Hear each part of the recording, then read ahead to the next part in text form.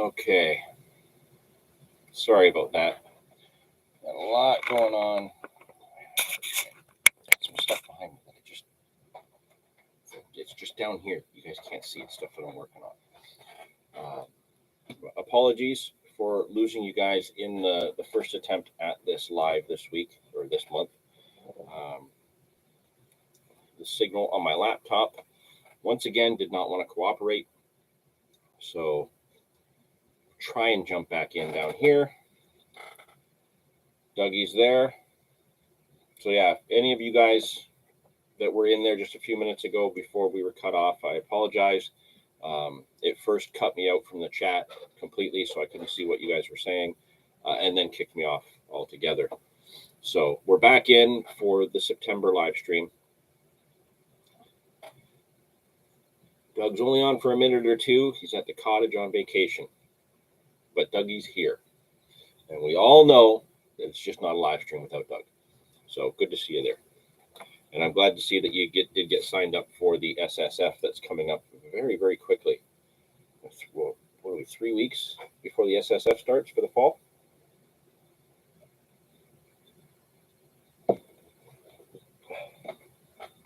So yeah, for those of you who don't quite know what's going on, we did try this once already, this live just a few moments ago.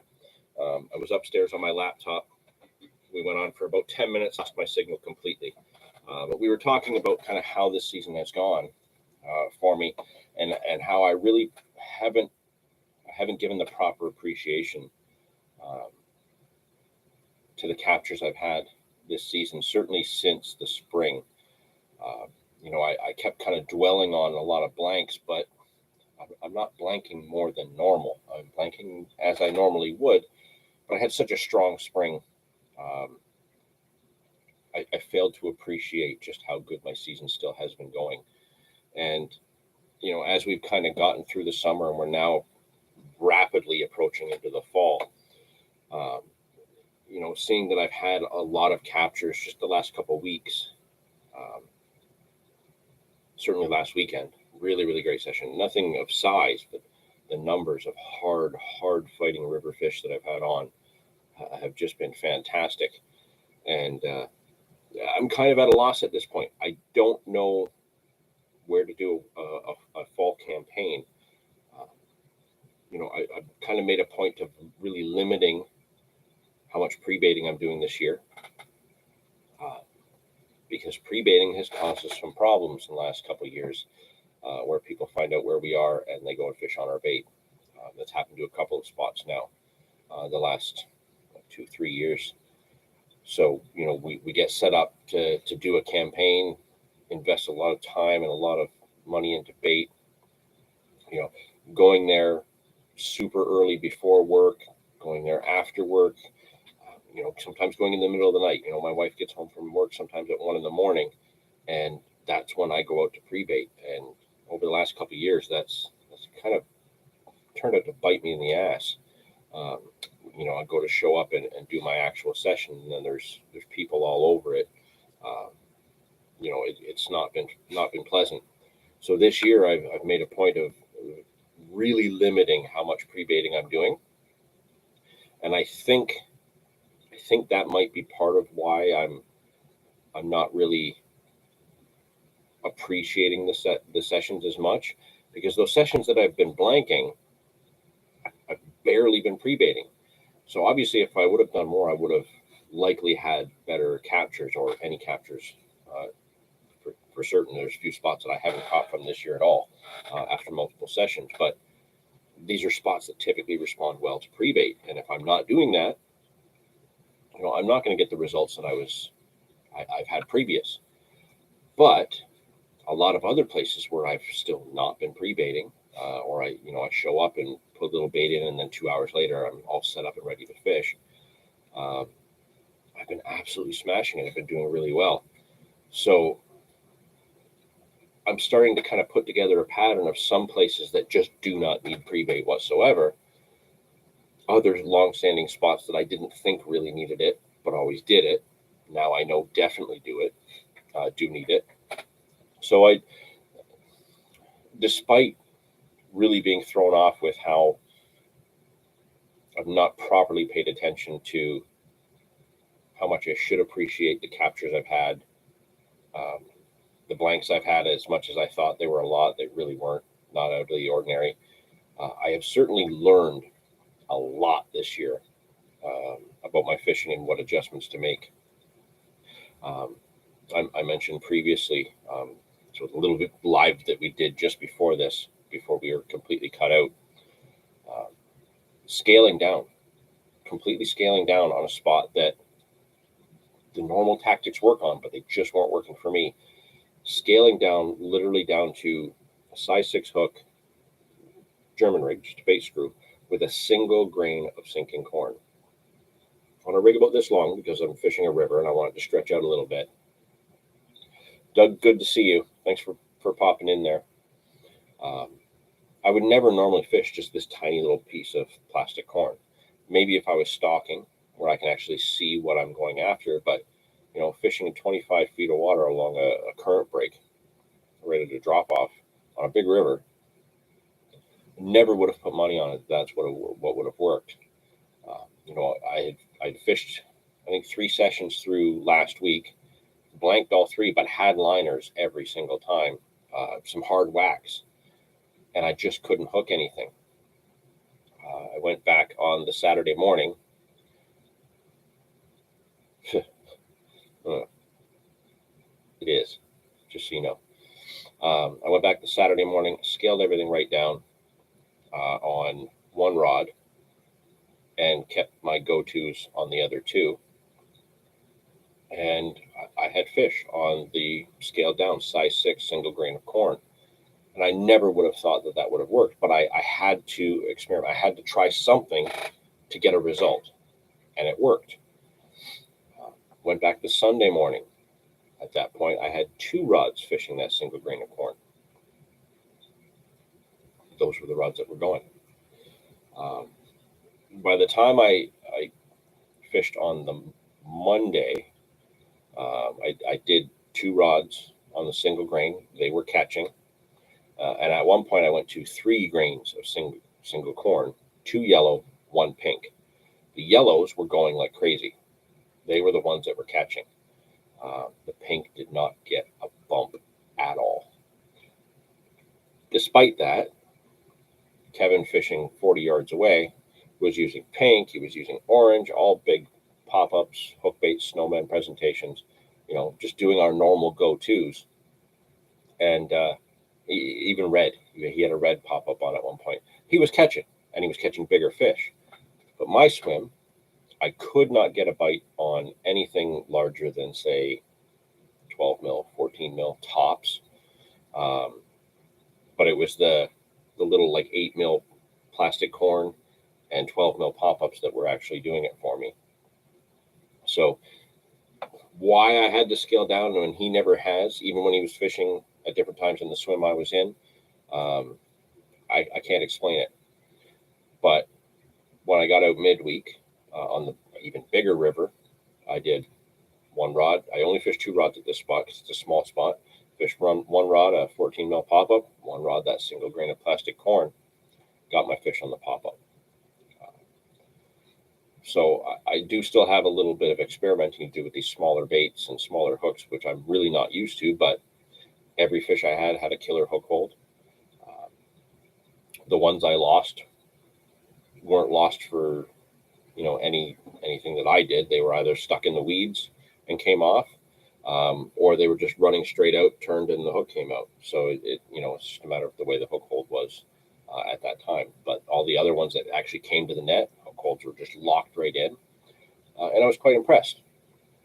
So it's a new thing to add to my arsenal that I never would have done before. I fished the bigger ESP pop-up corns, like in double stacks and triple stacks, and caught really well. But I had never gone down to just a tiny. If you guys are familiar with the Corda plastic corn, they have the little sinking plastic corn. It's tiny. It's like 8 mil. That on a bait screw over a size 6 hook, fished over some particle in heavy current along a break right at the drop off. And yeah, over the weekend I think landed 13 fish and lost another 7, something like that. Like I had or 6, lost 6, landed 13. So I had 19 runs on those tiny baits, whereas 3 sessions prior to that were all blanks on my normal go-to. So it was really, really interesting. 334 outdoors. Just got here, don't know what's happening, but single plastic corn catches. Yes, I found that out now. I always had it for toppers and never used them by themselves, but now I know better. So just to catch you up, we tried this live stream once already, and after about 10 minutes, lost the signal to my laptop. Couldn't keep it going, lost the chat activity. So I had to come back down here to the studio and try and start this over to continue our September live stream. So apologies. We did have a lot more people in. I think we had 6 or 7 people just in that 10 minutes alone of the first one. Nathan from Improved Carp Angling. We had actually Andrew fishing. Yeah, there was a bunch of Kappa was in there. We had a bunch of people pop into the previous start, but unfortunately that didn't do well. So I'm glad we could get back in here. Just kind of touching on how the season has gone so far.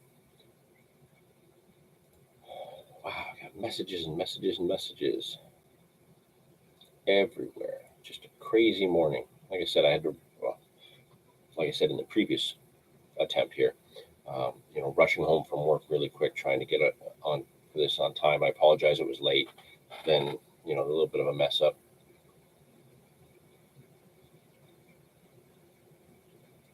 Okay, just stuff's coming in like crazy. So yeah, for those of you who are on right now, how's your season going? Have you guys? I know Doug's popped off. He's on vacation, enjoying some time at the cottage. 334 outdoors. Have you been out at all?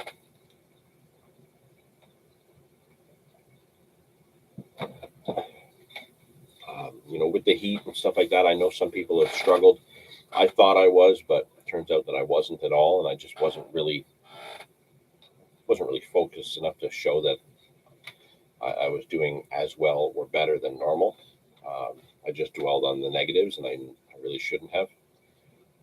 But I'm having a great season. I really am, and I'm hoping some other people are having a great season as well. I don't know where I'm going to fish for the fall. I don't know where I'm going to set up my my campaign, if I'm going to be able to at all. Time-wise, it's going to be a struggle. For September, right now, everything's up in the air. At the end of September, however, there's 2 big things that are happening kind of that last weekend of September, the start of October. First things first, we have the Canadian Carp Society's very first social event. So tickets are sold. People are going to be at this big social event on the St. Lawrence River coming up in just a couple weeks. Doing a Friday, Saturday, Sunday on the river. All of us getting together and sharing in each other's company. Hopefully, trying to catch a few fish and just getting to know one another. It's going to be an absolutely great time. So, fishing through my September, not a lot's going to happen. My schedule is not going to allow more than maybe 3 hours a week. So it's going to be tough. So I may have a couple fish in the next 3 weeks, but I'm really more focused on getting everything ready for that trip. In fact, right after this live stream this afternoon, I'm emptying the van completely, doing a full gear sort out, and I'll have one little set of rods in a tackle pack ready in case I need to pop out for that little 3 hours I get through the week. But beyond that, everything's getting packed and ready for that trip. Short trip, 3 days, but I'm going to spend the next 3 weeks preparing for it.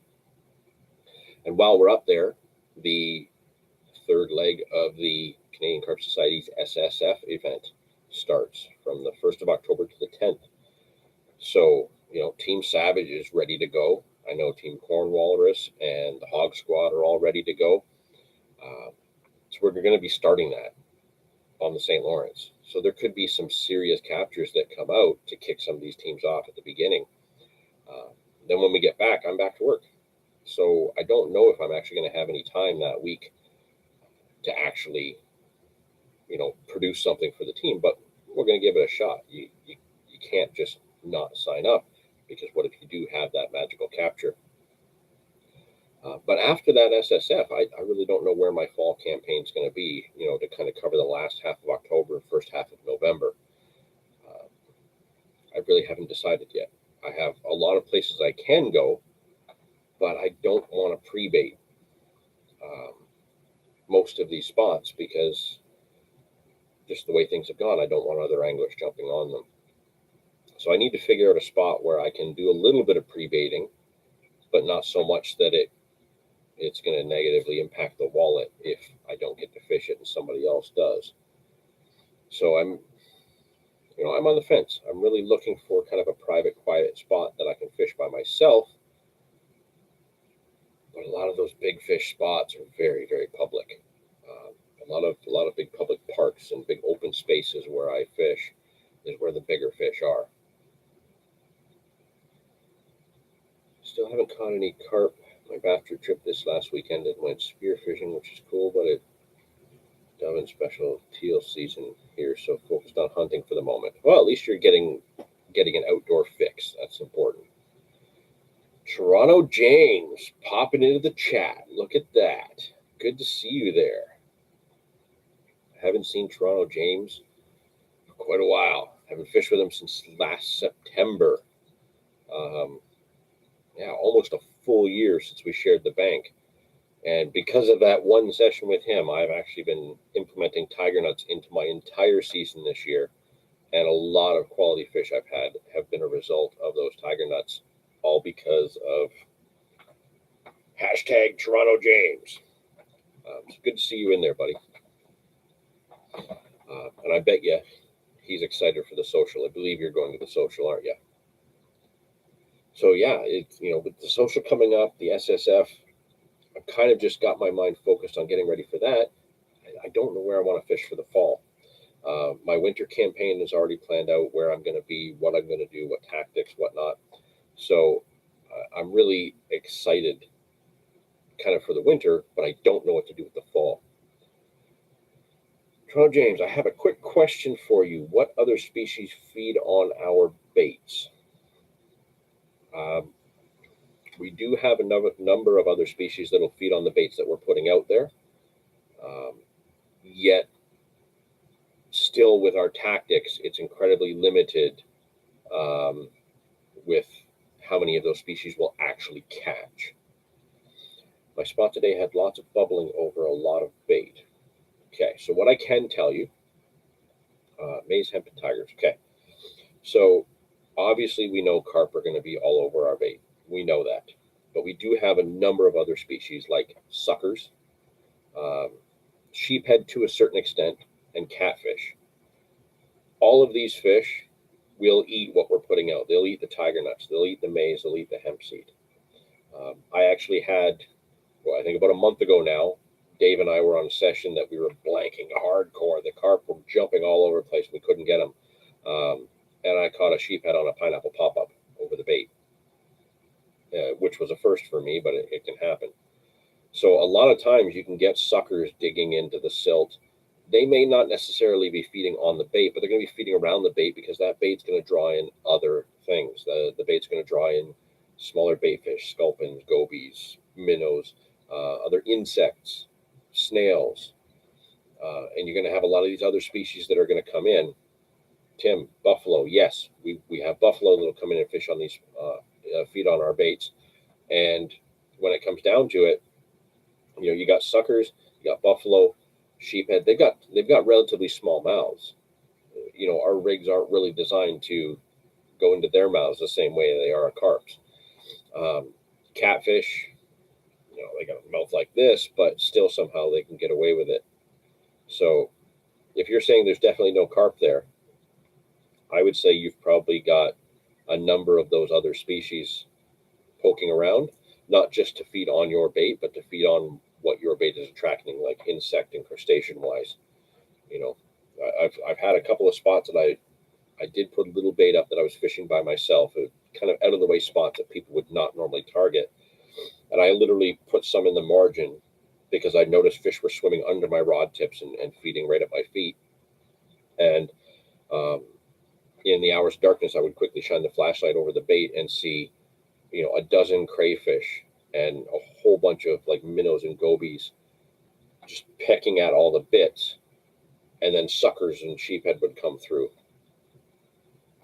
picking those off. So certainly, I think you've got a number of those other species, and putting a rig in there, it's possible that you might not even catch those, uh, just because our rigs don't always hang up in the mouth the same way of those other species. But hopefully some carp will turn up on your spot. And you are certainly heading to the social. Excellent. We'll see you there.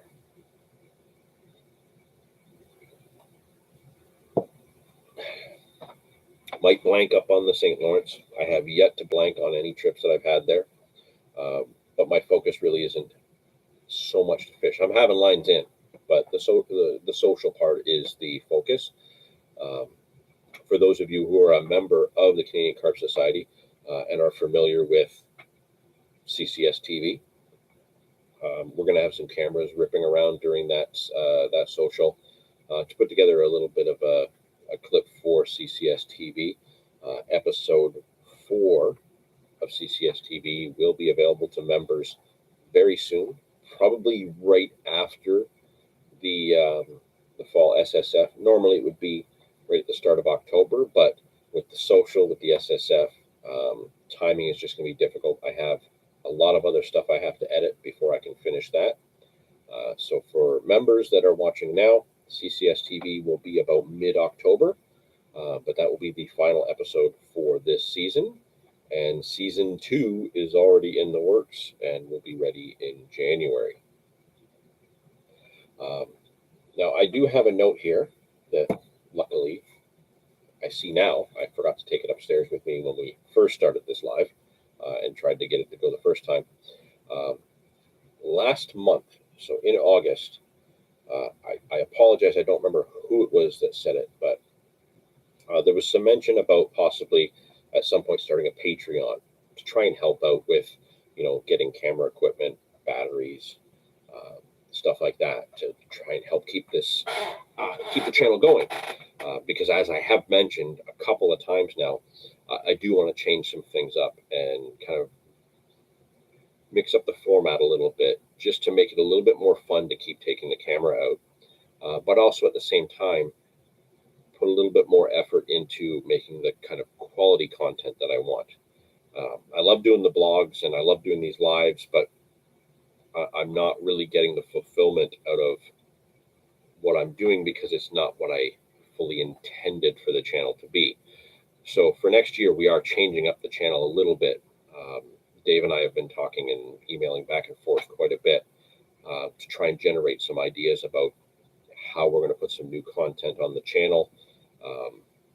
Release times might be altered. The lives might not be done the same way. So we are going to be changing things up a fair bit next year. Taking the camera out and fishing super effectively is so hard. Absolutely it is. It can be amazing and it can be tremendous fun. It can be an incredible burden as well. And this year, I would say 1 in 5 sessions I've actually had the camera out with me. I've not filmed as much as I normally would. And I've had a lot of great captures and great sessions that I really wish I had filmed, but I didn't. And I wanted to take that time to enjoy my fishing. So part of me is kicking myself that I haven't filmed some of the best sessions I've had this year. The other part of me is saying, well, would I have done anywhere near that good in that session if I was worrying about the camera? And the answer is probably not even close. So I want to put together some more like film type things and some more series. Like if you look back when we did 12 months of carp, that was a fun series because we had a target to go out every month, and that video came out every month and for a whole year, and it was absolutely fantastic. When we did the quest for Carpopotamus, when I was going after that target fish, that turned out to be much smaller than I thought, but it was so much bigger than everything else. And it was the most challenging fish I'd ever gone after because I'd hooked her twice before I ever landed her. When we got her in, she had multiple hooks in her from other anglers that had lost her. A very unique fish. But that series, doing that series was just tremendous fun because I went out and again I had a target, and we really haven't gotten back to doing proper series type videos because we really haven't been able to come up with any interesting targets. Dave and I have been talking, and we've got a few series ideas coming up that we're hopefully going to start on before this season's out, but it's going to be more for next year, where we're going to have some targets, we're going to have some objectives, and we're going to go out and give that a shot.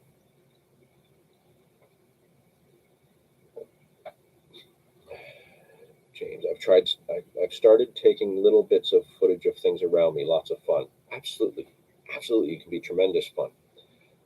But just doing the kind of like get the camera out, do a little blog of this is what I'm doing.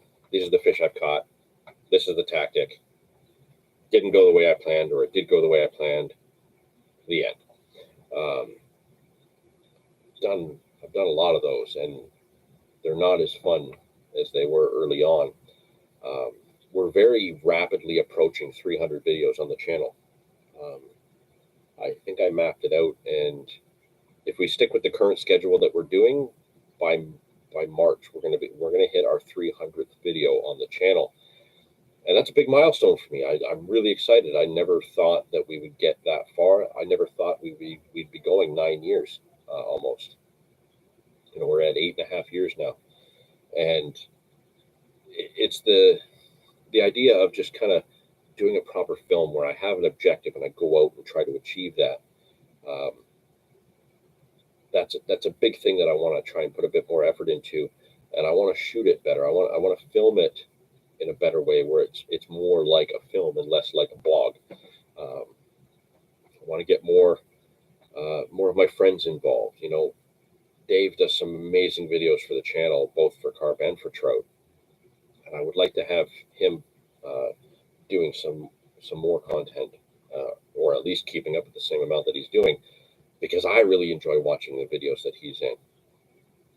But I'd like to get back to having some other friends involved with the channel. Previously we had Goldie on here, and the banter between Goldie and I, and seeing the stuff that we could do together, it made this channel so much fun. And editing was often frustrating because even though we could anticipate each other and know exactly what we wanted for the videos, a lot of times what would happen is it'd be like 1 o'clock in the morning. I'm falling asleep while he's trying to cut it. And, we did have struggles behind the scenes, but whenever we were making a video together, that was some of the best fun I've had fishing. We had Will doing videos for the channel for quite a while. And, some of them were absolutely great, and others seemed to really upset people, and I don't know why. And then he's gone over back to his own channel, and he's done some of the best content he's done. He's really done some wonderful, well-shot videos, better than what he did with us. And nobody's watching it. He really should have way more viewers of his content than he is. He's certainly done the work to deserve it.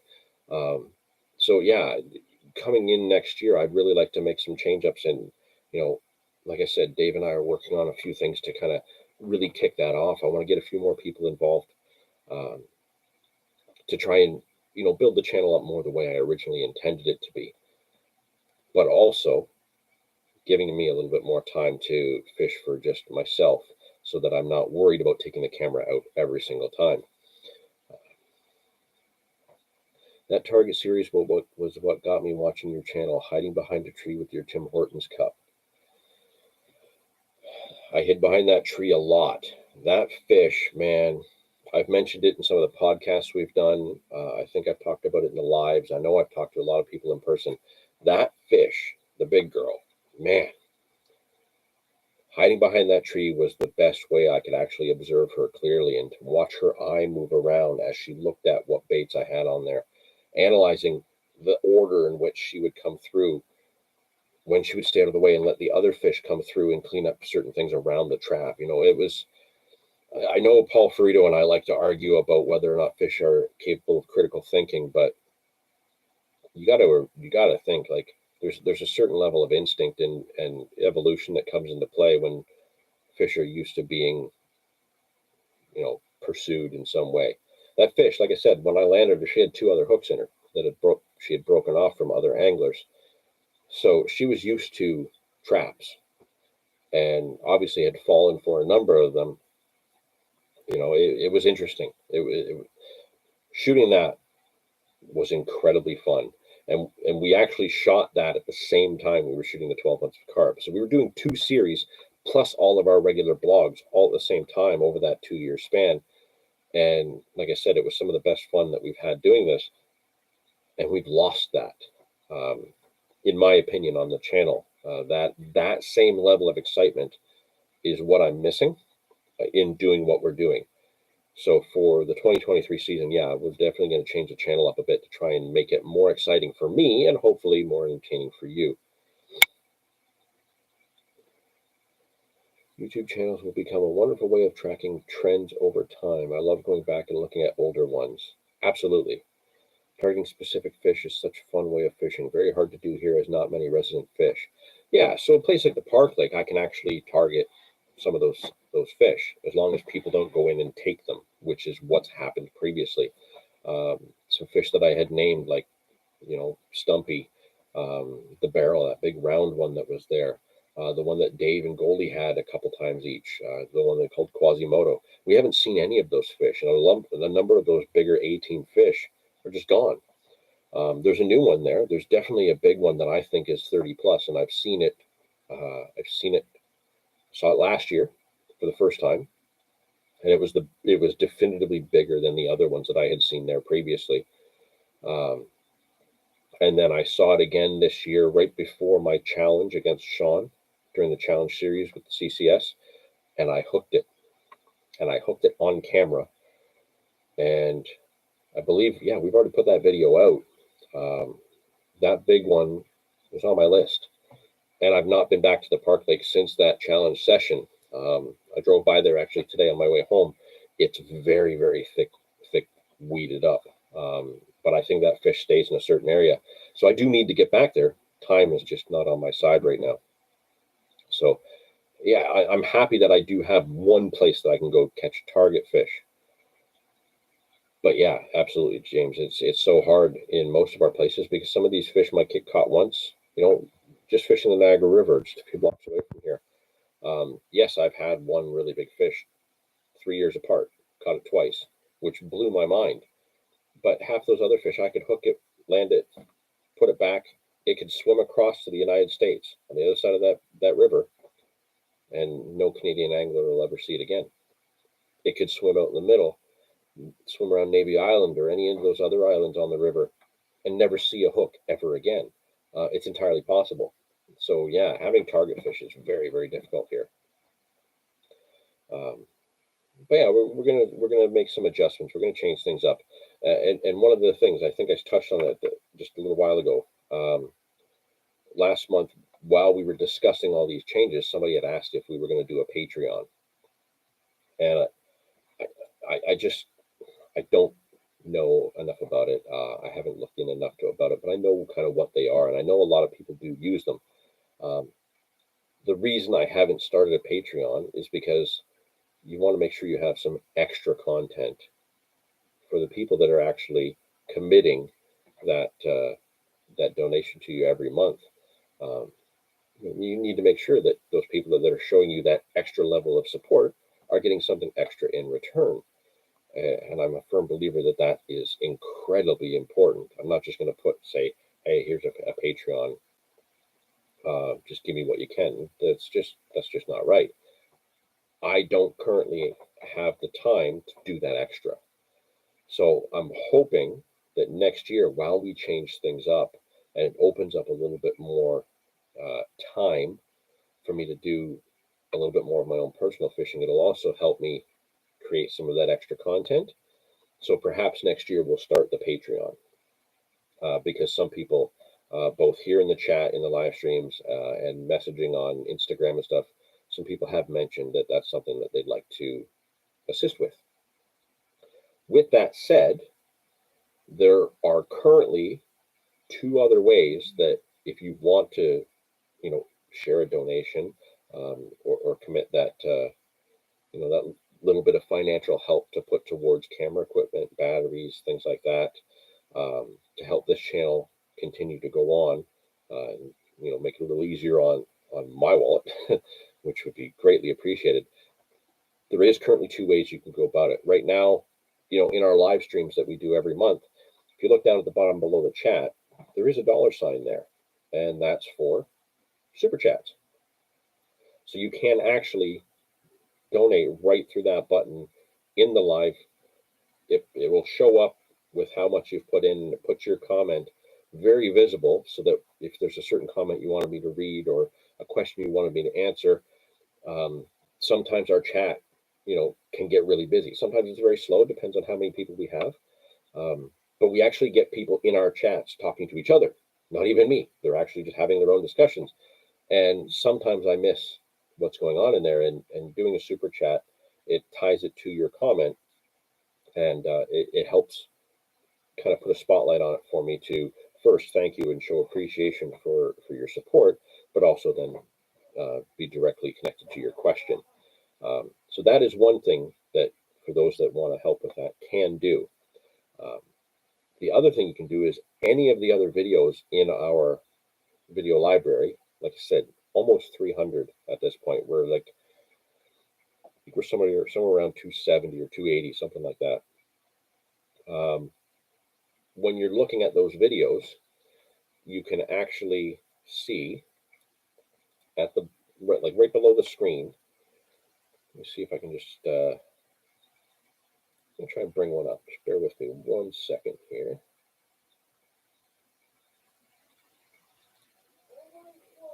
Let me just pause that.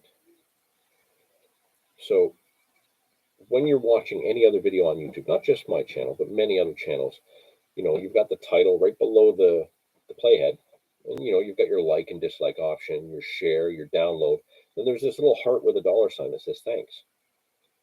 That's the super thanks. So on any video that we already have out there, if it's one of those ones that you appreciate and you'd like to see more of, you can actually click that and add a donation right there to show your support. So the options exist currently that you can do that before we do the Patreon. Like I said, that's probably going to be happening into kind of late winter, early spring next year, for those that want to show that support. I just don't want to put that together until I have more to offer, in appreciation for the support you've showed. And as always, I can't thank you all enough for watching and supporting the way that you already do. It's a big deal to me that we can keep this going. Like I said, I never thought it would go this long or this many videos, but here we are. James, inherent intelligence is a very interesting subject. I think when they discover how it works, it will open up the scientific world to some amazing discoveries. Absolutely, but then at the same time, well, then that takes some of the guesswork out of how to catch fish. Will we still be able to have that challenge if that is figured out? It's almost one of those things that we want to know what's going on, but do we really want to know what's going on? Really? If you took the challenge out of it, me trying to figure out how to catch a specific fish, I don't know if I would enjoy catching that specific fish. I need to know that that fish can outsmart me. So, there's one of those things that it's fascinating. It would be amazing to understand how that works. But to understand how it works, you would technically have to beat it, right? So I'm curious, is that something that we really want to know? Who knows?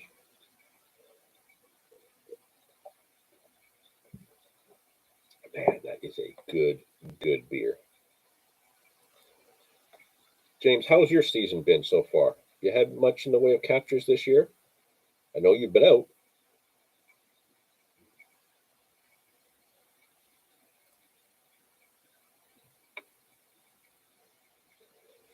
More chats coming in.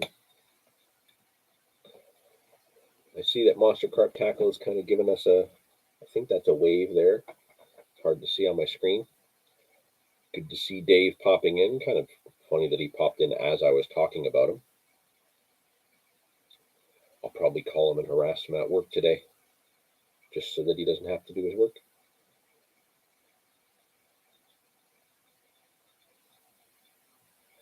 334 doors. I don't agree with that statement about Patreon. I want to make contribution to make the content I'm seeing better. If helping a Patreon, all I want is the money to go to the channel, not extra content. Okay, I understand that, and I appreciate that. You got to remember, though, that there are other people out there that want something additional in return, and I don't want to leave them stranded. So, the extra content will be there. It might not necessarily be full videos. It might just be simple clips. But I just want to make sure that we're covering everybody. I really, really do appreciate that you want to share that additional support. I'm incredibly grateful for it. It's wonderful that you're here in the chat as it is. I love that. But we are in a world of people that want something for something, right? It's a very rare occasion that we got, people out there like you and many of the others that watch this channel that actually want to just show that support without anything in return. We're not in that kind of world like we used to be. So I want to make sure that I want to give back a little bit for those that are showing that extra level of support. If that's not something that you feel you need, that's entirely fine. But I want to make sure that the option is there if you decide that you do want it. I'm somebody that wants to make sure that I'm not just taking, that I'm still giving. So that's just my opinion. But I really do appreciate that so many of you have reached out to kind of make that request. I'm going to try and put something together for that. Dave is making quesadillas before work. Okay, I'll wait till you're at work and then I'll start messaging you and calling you so you can't get your work done. James, been a funny old year for me. Had some nice ones, and the fish have all been in immaculate condition. Excellent. Absolutely excellent. Glad to hear that. You can tell me all about it and show me all the pictures at the social. Yeah, gas prices and traffic have been a pain. Funny enough, tomorrow I was actually thinking of traveling up to Oakville to go to an old toy show that I used to go to from time to time back in my my drawing and collecting days. There's one going on tomorrow in Oakville that I thought about going to, but with the Toronto Film Festival going on, there's a bunch of music festival things going on in the area. Traffic's going to be insane. I'm not going anywhere tomorrow. Stay home and play video games with the kid, I think. Like I said, this afternoon I'm going to be ripping apart the van and kind of packing all the gear away and organizing it the way I need it for the social. So tomorrow is going to be a day to just do nothing. Drink a lot more of these, I think. I need to find some time to pull out a big Alabama Common. Yes, you do. And everyone in this chat and everyone that follows this channel wants to know when you get that big Alabama Common. We want to see pictures. We want to see videos. We want to hear audio clips of you singing to the trees that you've done it. Get that big Alabama Common. Make it happen.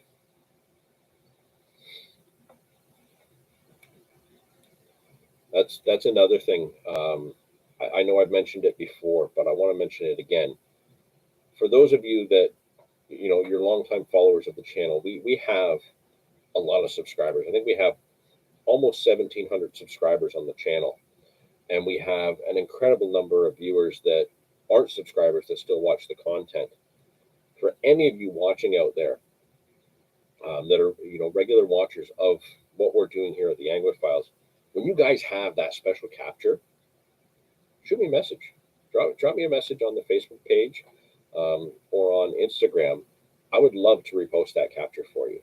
If you want to get that, if you're going to be posting that picture out there, I would love to also put that on our social media because I love hearing about great captures. I love it when people catch that target fish, or you know, I don't care if you catch a fish this big that's like less than a pound. If that capture's special to you, I would like to share that, right? So, uh, feel free, drop me a message on Instagram or on our Facebook page. I know the Facebook page doesn't really get much activity because nobody really goes to it anymore. It's Facebook, but I am on that. I'm on our Instagram probably 20 or 30 times a day, uh, pretty much just keeping up with what's going on in the world as well as the number of messages that we get. So yeah, if you guys get a capture, just shoot me a picture that I can repost, and I will. If you have one that you don't necessarily want me to repost, but um, you'd like me to see it, just drop me a message. Say, hey, check this out. I'll go over, I'll take a look, leave a comment, or hit that little heart just to show that I've seen it. Um, I love seeing everybody's captures. I love knowing when you guys are having a great season. How are we doing for time here? 46 minutes plus the 10 or 12 minutes we did in the first attempt on this. We'll go another 10 minutes or so before I wrap it up for the afternoon. I really need to get that I need to get that van ripped apart. I've got one of my vital arms that's not working, and I got to figure out why. I got rigs and tackle everywhere. The last 4 sessions, or no, the last 6 sessions I've done, I fished right out of the back of the van, so nothing came out to the swim. Everything was just kind of pulled apart in the back. And man, at one point I had 2 sets of rods, 3 nets. I got my barrow, all my brew kit. It's all pulled apart. Um, I don't know how many bait containers and buckets, and there's a jar of tiger nuts that seems to make it from the front and the middle and the back and forth through the week. I'm not quite sure how. Rig boxes, tackle, my DT pop ups are all over the place. I need to do a full clean out of that van, and I need to have it done hopefully before 5 o'clock this afternoon. So we won't be going much longer in here, but yeah, I gotta get that done. Sides full of trebles and broken rod tips. Well, that's not good. But I would imagine if there's some really monster fish in there, that's going to happen.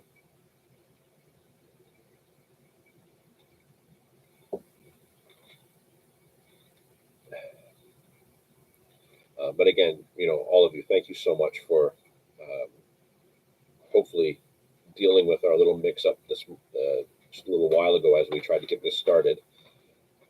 But thanks for following along. Thanks for watching the videos. Uh, don't hesitate to comment on them. I look at every comment on the videos. Really do appreciate them.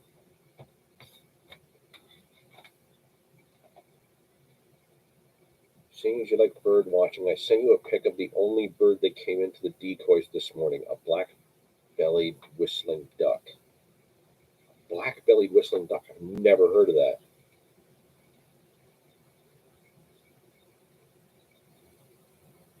Let's have a look at that.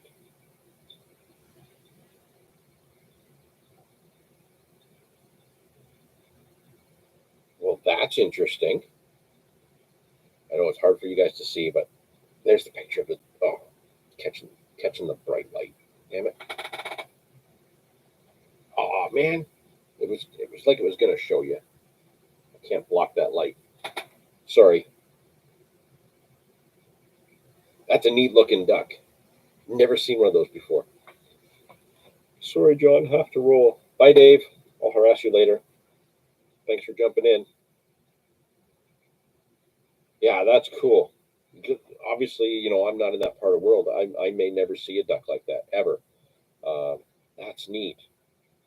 Are those like? Is that something that you see a lot of?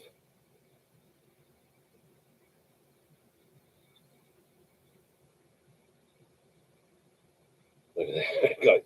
got you guys messaging me like crazy now. Toronto James. What did Toronto James send me here? Toronto James sent me a picture through an aquascope.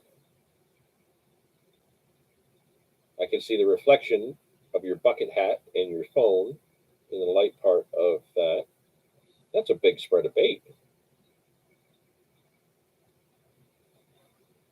You guys probably can't see it, but Aquascope looking at his bait pile.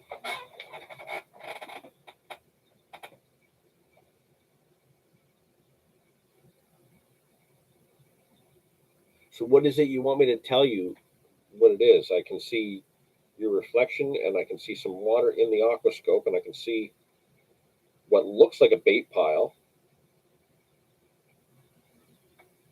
or an underwater constellation.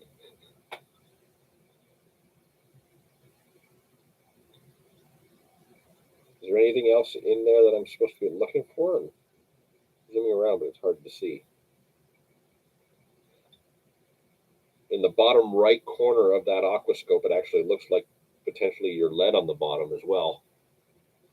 Am I right there? See what looks like a pear lead on the bottom right corner of that? Mullet fishing is popular in my spots, and they snatch them with cane poles and carp break them all to hell to carry their trophies.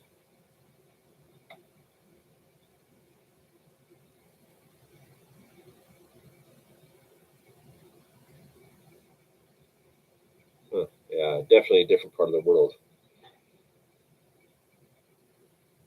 But that is another thing. I am quite interested in bird watching. So when you guys have cool birds show up while you're fishing, I'd love to see the pictures of that too.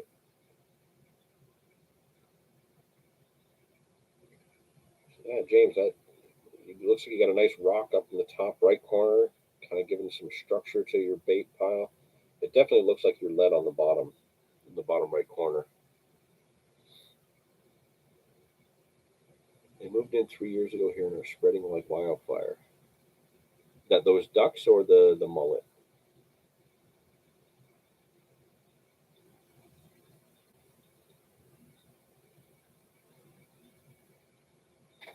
All right, we got a few minutes left. I'll tell you what. I did get some new stuff. I haven't used it yet. I did get a few new things. So for those of you that have been kind of paying attention to Carp Tackle World, you'll know that obviously Signet came out with their own tackle line, their own terminal tackle line, and one of their big advertising or marketing plans with that is that you get 5 for the price of 4 on pretty much anything in their terminal range. That range is available on CarpKit. So carpkit.com does have the Signet terminal tackle range and that deal. Buy 5 for the price of 4. You buy 4 and get 1 free sort of thing. So a number of people I know have really jumped on that and bought pretty much like the whole range. I haven't gone that. Oh yeah, the ducks. Okay, yeah, it's a cool looking duck. I haven't gone that extreme. I just got a couple of things to prepare me for an upcoming session in the social, where I have a specific way I'm planning to fish when I get up to the St. Lawrence for the social. Kind of a very low maintenance, kind of set it and forget it kind of trap while I'm up there. So I went with just the Signet material for that. So I'll show you what it is. And if anybody else has been using that Signet range, let me know what you think of it. Because the stuff certainly looks good quality. Really does. And the price compared to a lot of the other brands is definitely very good. So yeah, let's see what we got here first. So one of the first things we got, I thought I would try the Signet Choddy hooks in size 4.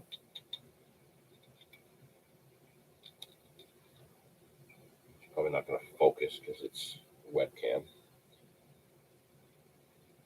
But typically with chods, I buy them pre-tied. It's easier. I just get the Corda pre-tied chods. I have used the Fox ones as well. Those are quite good. But the Corda pre-tied chods they're top notch. Just throw them on, ready to go. But I know this is a stupid idea because it's going to be fiddly and it's going to drive me nuts and I'm going to be pissy about it. But I'm going to try and tie a couple of my own chods because I want to tie some even shorter than the short, like like well, not necessarily short. If I wanted shorter, I'm just do a Ronnie rig on the leader, like a Chani rig, um, but not necessarily shorter, but smaller than the short ones that I can buy pre tied. But I also want to tie some longer.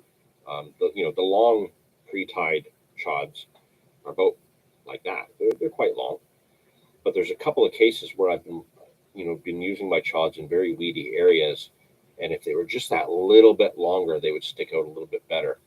So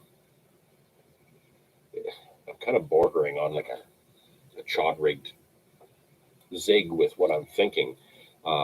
But I want to tie a few of my own. And the reason I bought these Signet Chatty hooks, um, you really can't see it there, or maybe you can. They've got a huge eye so that you can pass that bristle filament through, the required number of times that you need to, a lot easier than other brands of hooks.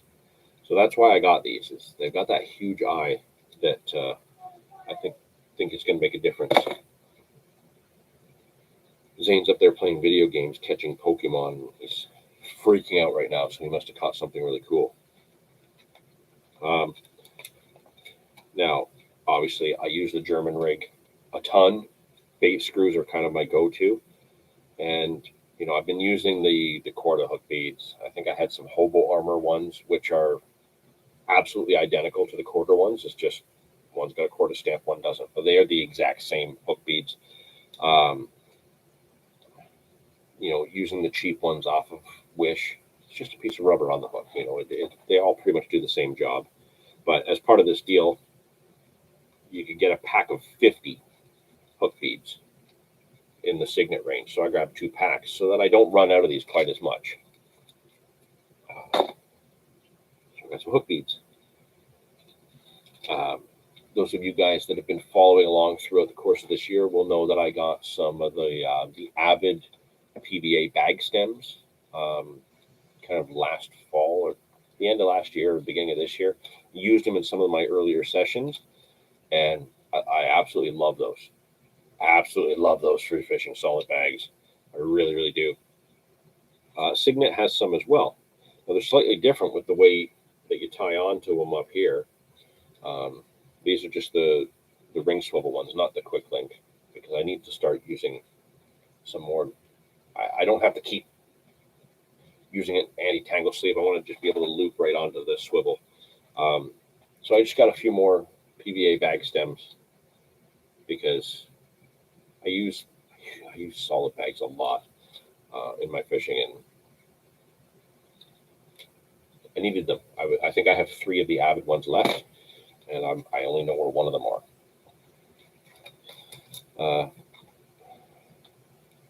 How many I got? I got 10. 10 of the Signet Dumpy pear leads. They come in this vacuum formed package. Now, one of the key things about these particular leads,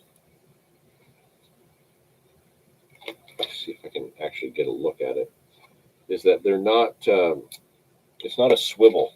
It's not a swivel at the top of where they are. It's just a ring, very much like what you would use if you were using the Corda HeliSafe. Instead of a regular swivel, you're usually just using the ring right on top of the lead. And I have some HeliSafes. I haven't used them yet because I've been saving them for a particular session. So I got these leads specifically to use with those. And because it's, the deal, bought 10, got 2 of them for free. Quite excited about that. 334 Outdoors caught a shiny. You know what? That's his objective, but he's hatching these eggs with this weird one that comes out of the eggs. And he's gone through about 300 of these eggs since yesterday when he was done school. He's just been at it like a fanatic, trying to get this shiny to hatch out of an egg, and it hasn't yet. So maybe that's what it was. Make sure to cut the mono at a 45-degree angle. Absolutely. Yeah, I learned that quite a while back. my first attempts to try and tie those short, stiff rigs, but I was using hooks with much smaller eyes that just weren't practical. This should make a difference. PBA bags will be a great idea for the social. Yes, they will. And it's part of my two-part arsenal.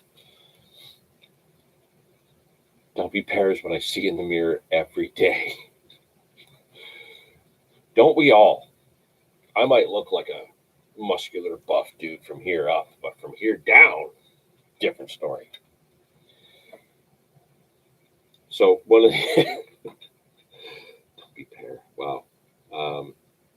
One of the other things, I have these rubber beads that, I buy them in bulk, cheap from the Chinese websites, for chod beads. It's just easier to buy them in bulk of like 200 for $3.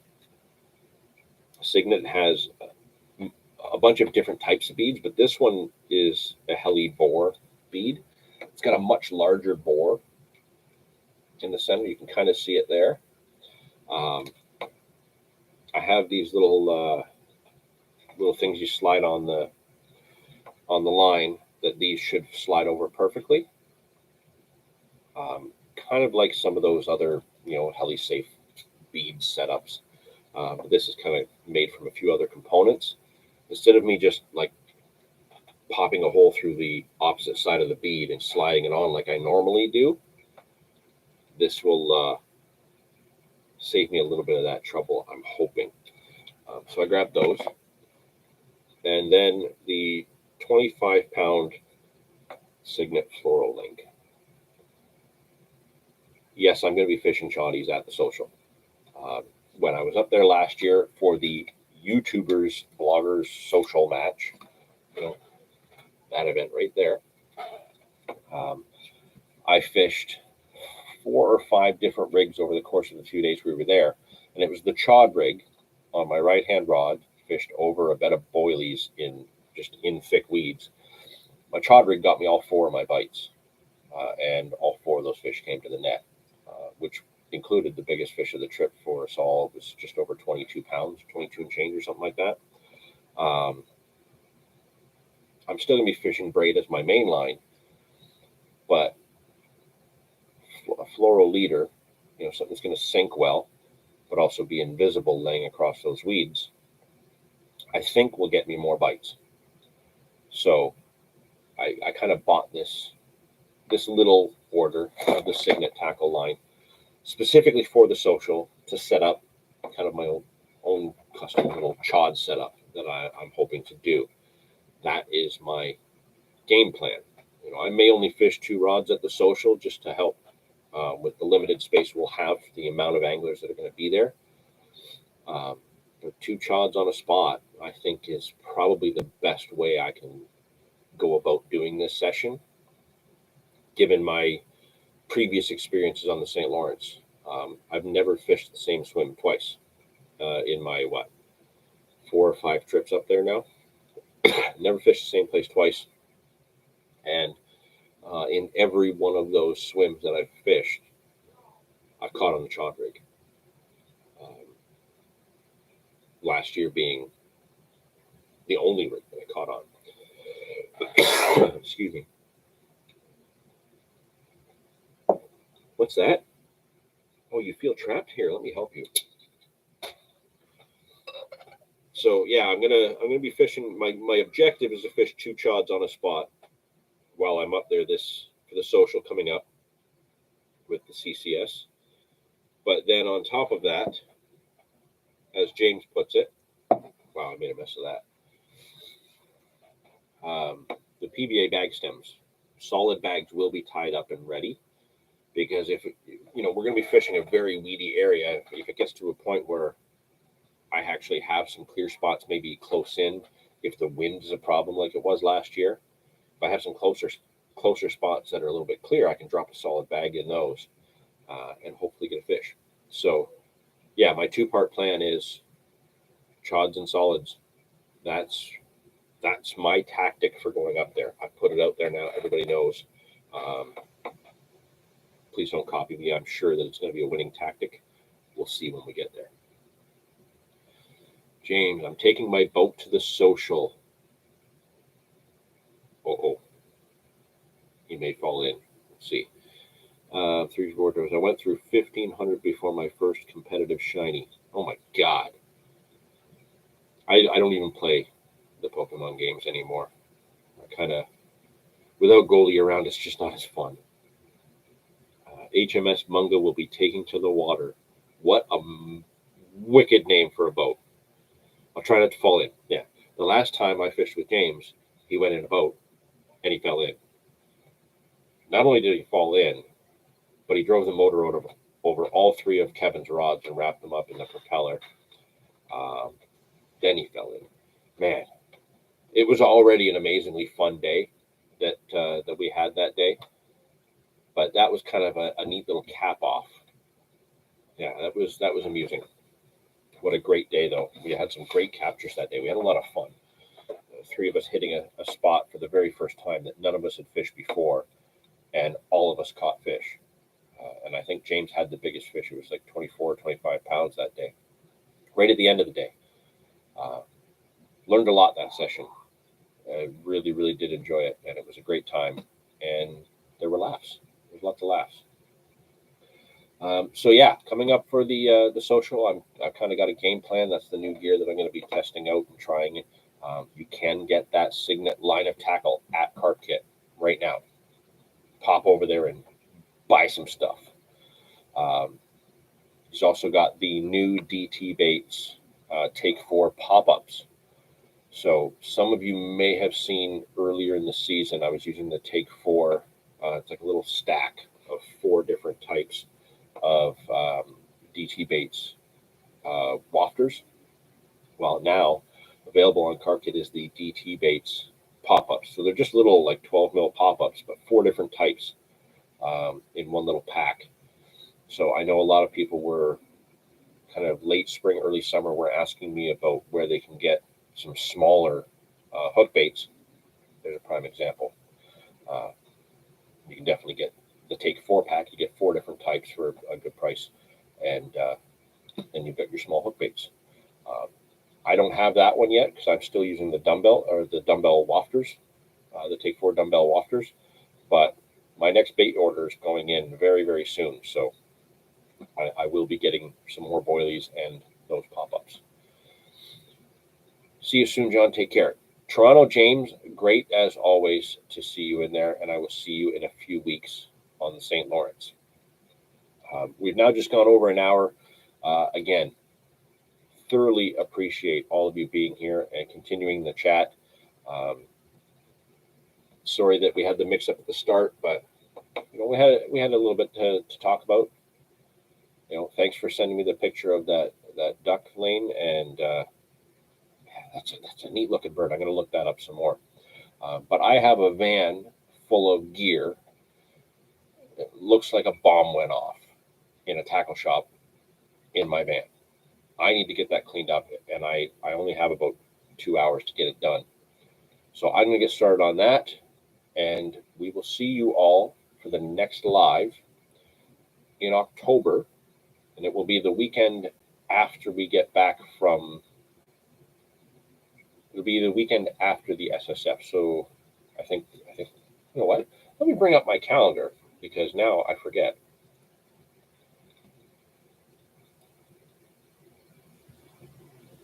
It will be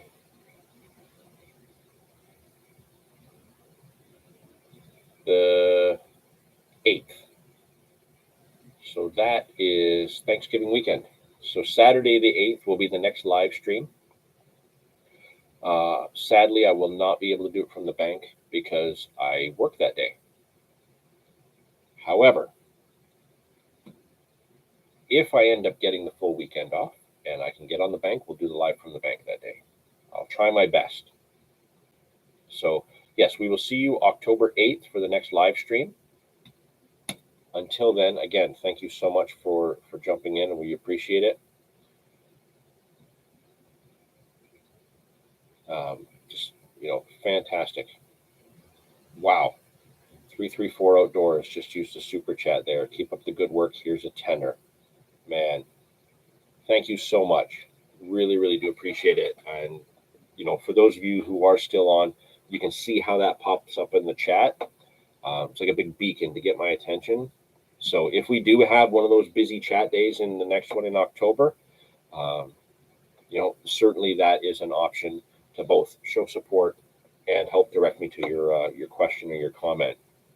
So again, Lane, thank you so much for your support, your continued, um, you know, being here pretty much every month. Really, really do love that you interact with not just me, but you interact with everybody in the chat. So again, thank you, thank you, thank you so much. Until October, thank you all again. I can't say thank you enough. I'm going to start just wearing a shirt that says thank you because I'm so appreciative of you guys being here. Driving to Tennessee for your honeymoon. Well, congratulations. Have a fantastic and a safe trip on the 8th. Okay. Well, we will miss you, but we will know you're there in spirit. So again, thank you so much. We really appreciate it. We will see most of you in October. Until then, we do have a few videos on the line. I know we missed last week, but this coming week we've got a new one coming out. And for those of you who are members of the Canadian Carp Society, don't forget that there is a new episode of CCS TV coming up very soon. So again, thank you all. Really appreciate it. We'll see you in October.